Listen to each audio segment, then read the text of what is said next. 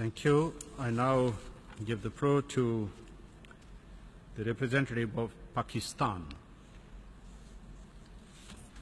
President, the Pakistan delegation is obliged to respond to the statement made by the Foreign Minister of India earlier today.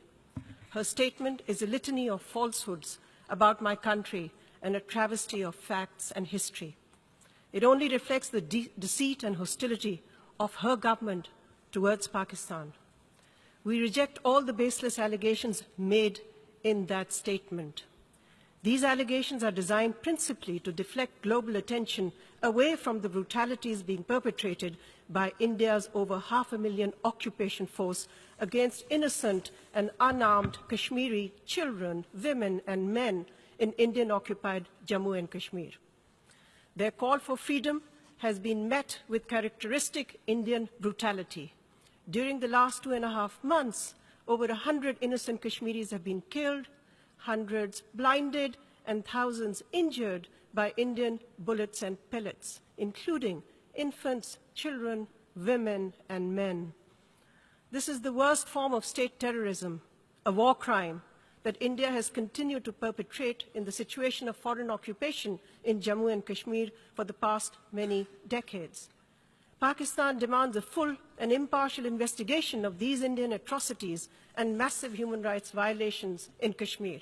We ask that India accept the investigation proposed by the UN High Commissioner for Human Rights and allow them unfettered access for that purpose. Mr. President, Jammu and Kashmir never was and never can be an integral part of India. It is disputed territory, the final status of which has yet to be determined in accordance with several resolutions of the UN Security Council. The right of the Kashmiri people to self-determination has been recognized and promised to them by UN Security Council and by India and Pakistan.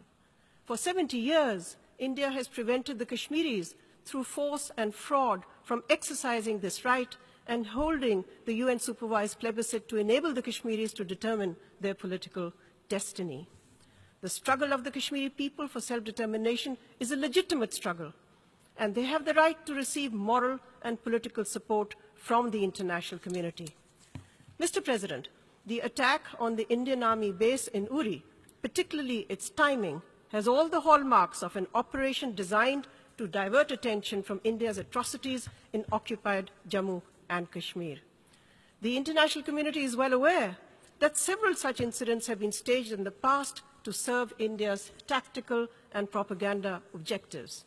India is utilizing the Uri incident to blame Pakistan for the current Kashmiri uprising and divert attention from its brutal occupation. India's government is delusional if it believes that it can isolate any country. It is India itself which, because of its war crimes in Kashmir and elsewhere, and because of its war-mongering, is likely to be isolated in the international community. Mr. President, it is India that has long been a sponsor and practitioner of state terrorism. Over the course of the last half-century, India has sponsored and perpetrated terrorism and aggression against all its neighbors, creating terrorist groups, destabilizing and blockading neighbors to do its strategic bidding, and sponsoring subversion, sabotage, and terrorism in various parts of my country. The recently captured Indian spy and intelligence officer, Kulbhushan Yadav, has confessed to India's support to such terrorist and subversive activities, particularly in the province of Balochistan and the federally administered tribal areas. Indeed, it was Kulbhushan who was financing, arming, and supporting individuals and entities listed under the UN sanctions regime. India's policy of interference in Pakistan, especially its attempt to destabilize Balochistan, are now a matter of record. This is a blatant violation of the principles of the UN Charter. Mr. President, instead of aiming to destabilize Pakistan, the Indian government would do well to address India's own vast internal problems and the dozen or so insurgencies going on in its own country. For the Indian foreign minister to claim that her country has imposed no preconditions for talks with Pakistan is yet another falsehood. It is India that suspended talks with Pakistan more than a year ago, It is India that has refused to resume them despite repeated offers from Pakistan and indeed advice from the international community. The latest offer of talks was made by the Prime Minister of Pakistan from the rostrum of this very General Assembly. But let us be clear, talks are no favor to Pakistan. They are in the interest of both Pakistan and India and the people of both countries.